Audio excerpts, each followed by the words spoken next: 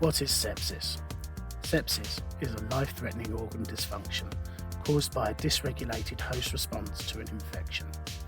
It is important to recognise it early and manage it promptly because delayed or incorrect treatment can lead to septic shock, multi-organ failure and death. Patients who are more at risk of sepsis are neonates and under ones, over 75-year-olds, pregnant or up to 6 weeks postpartum, patients with impaired immune systems, indwelling catheters or lines, IV drug users, and people up to 6 weeks post-surgery.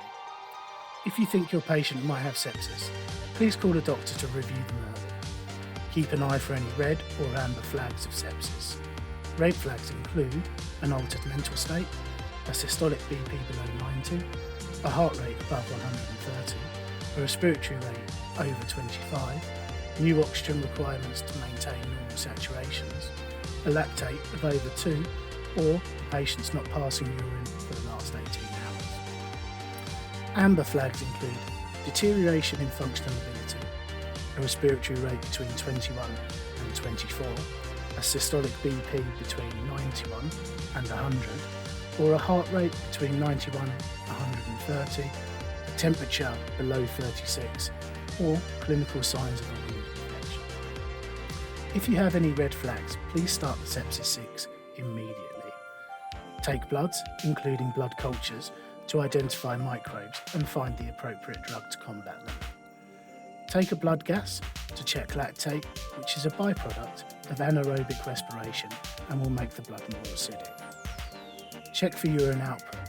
If below 0.5 mils per kilogram per hour in the last 6 hours, think about catheterising the patient to check that they are properly perfusing their kidneys. Ask a doctor to prescribe broad-spectrum antibiotics while awaiting the results of the blood cultures.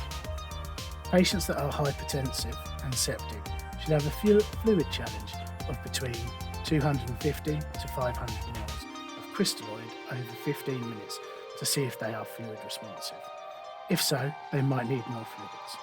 Give oxygen to patients that are critically unwell to maintain normal saturations for them. Remember that time is essential in sepsis.